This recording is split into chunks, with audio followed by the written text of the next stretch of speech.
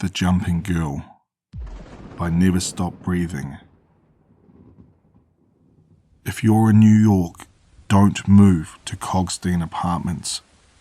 I thought it would be a cheap way to live as an adult in the city, but it was a mistake. I'm begging you not to make yourself.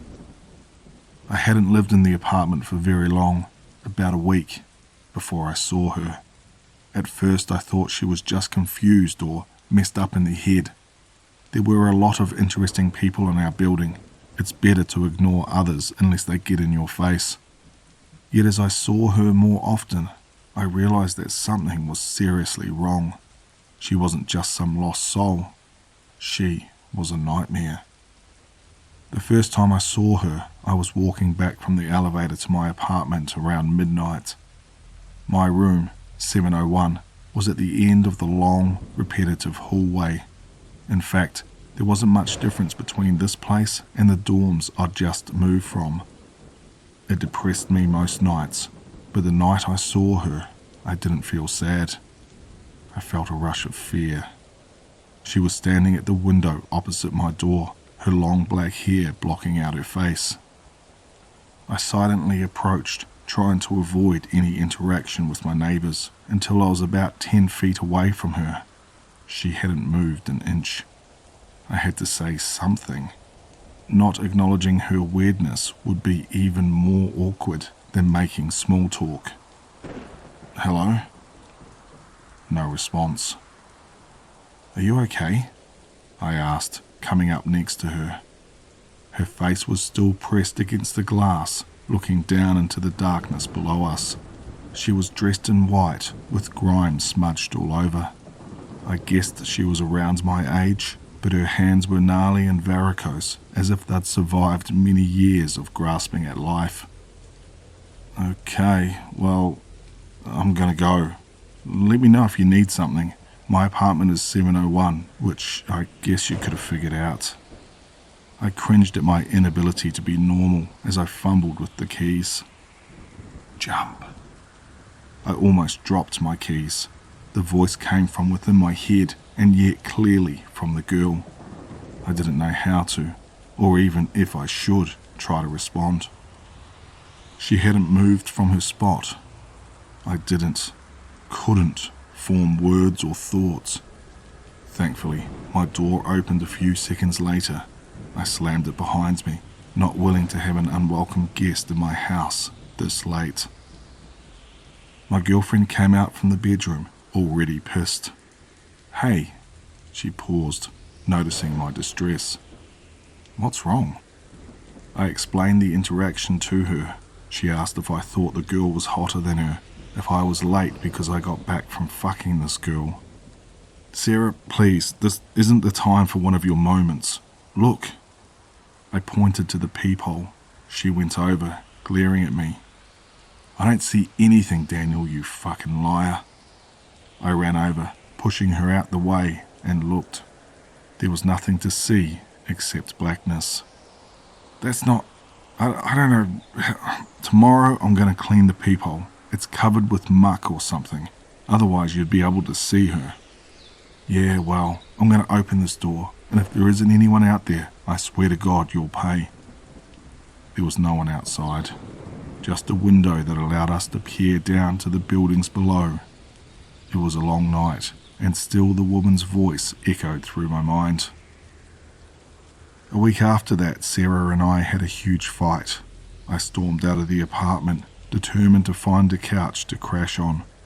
I hadn't been able to forget about that woman, nor get her voice out of my head. The word jump repeated itself in my brain. It acted like a sedative, lulling me into sleep, disconnecting me from the world. I'm sure Sarah had noticed. Why else would she have become so quarrelsome? But I lacked the energy to defend myself. I hadn't even seen the woman again. She wouldn't have believed me anyway. I pounded the elevator's down button, making sure every single object, animate or not, felt my rage. The door opened instantly, and my blood froze. The woman was there in the corner, her back facing me. Her clothes were even more mottled than before. Hey, No response. The elevator doors closed. I pressed the first floor button absent-mindedly. My previous frustration, temporarily replaced with shock, came flooding back. "Why are you in the corner?" No response. Irritated, I reached out to grab her. I'd hoped to turn her around, to force her to acknowledge me. Instead of projecting power, I yelped. Her skin was as cold as dry ice. My skin turned red in the semi-familiar burning freezing sensation that such a substance emits. "Jump!" The voice rang out, loud within and around me. It was beautiful and haunting and commanding at the same time. Hearing her again felt like a head rush. At the same time, fear gripped me. When the doors opened, I rushed out of there. She stayed put. She hadn't even pushed a button. The whole elevator emanated a sort of malicious, controlling energy. Even as I hurried for the exit, I couldn't resist looking behind me while the elevator closed and took her somewhere else. Sarah and I made up rather quickly, but I delayed heading back to the apartment. I knew, just knew, that I'd see that woman as soon as I went back home. Somehow her grip over me extended only to the entrance of the building. I tried forgetting the enticing zap that I felt upon touching her, as if our synapses fired together, as if I might be able to understand her, to become hers. It was no use.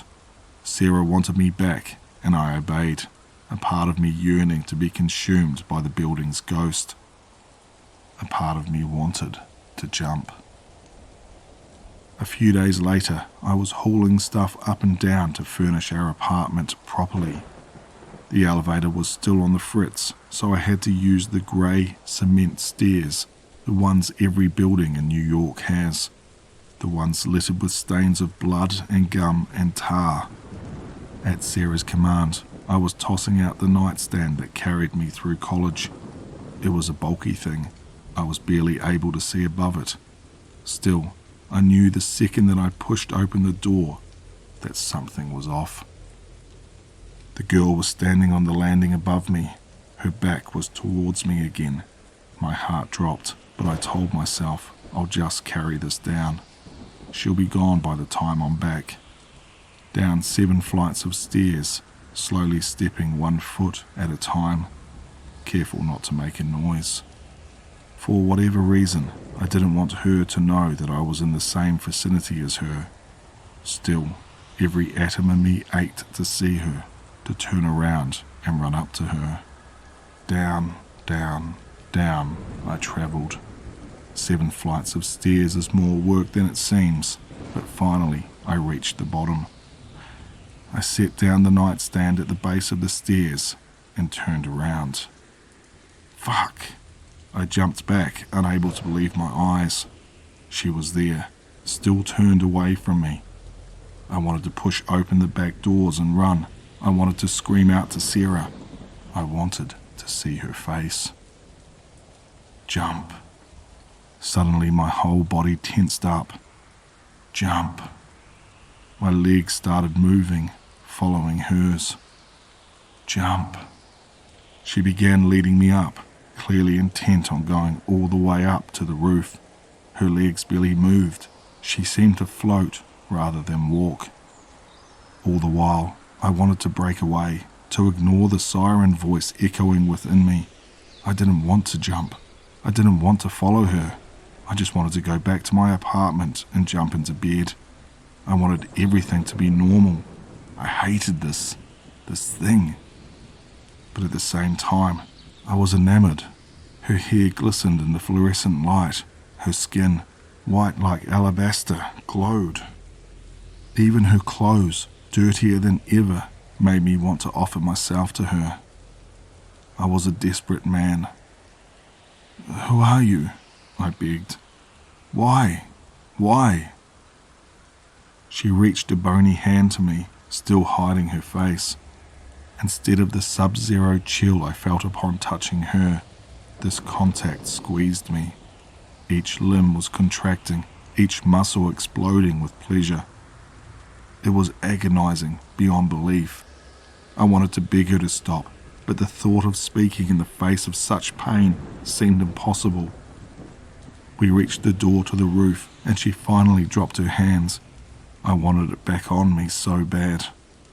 Below me, the door to the stairs opened. "Daniel, what's taking so?" Oh, I see what's going on here." Sarah's voice was laced with rage. I could hear her storming up the stairs. The door crashed open and I could feel the breeze, the slight chill of fall. I felt the gloomy sky, leaden with clouds. Its intense brightness temporarily blinded me. "Jump." She walked, glided really, to the edge, and I followed. The people shrunk like ants. The cars were the size of cake crumbs. Queasiness overtook me. "Jump." My right leg stepped onto the ledge. "Jump." What the fuck is going on here? In 2 seconds, the course of my life changed. Sarah's scream broke the spell over my body. The woman turned. I ran. Sarah did not. Instead, she began walking towards the ledge. That's the story of my time in New York. As soon as the funeral was over, I left for the Midwest. A part of me resents Sarah. A part of me thanks her for my life. A very small part of me still misses her. My life is fine. It's as good as can be expected. I live in a 1-story house with my mum. She ignores the way the past still scares me. She understands my fear of heights, my continued lack of a girlfriend, even the way that I sometimes mutter to myself that one damned word. She doesn't understand the need for a nightlight, but of course, she never saw the woman's face.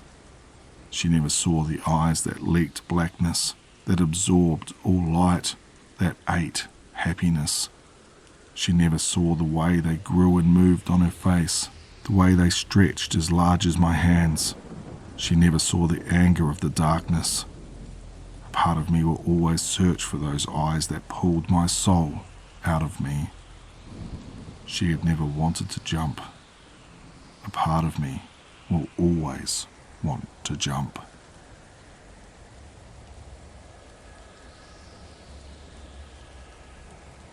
I just want to thank Never Stop Breathing for allowing me to narrate that story. If you liked what you heard here, head over to their Reddit page, show them some love.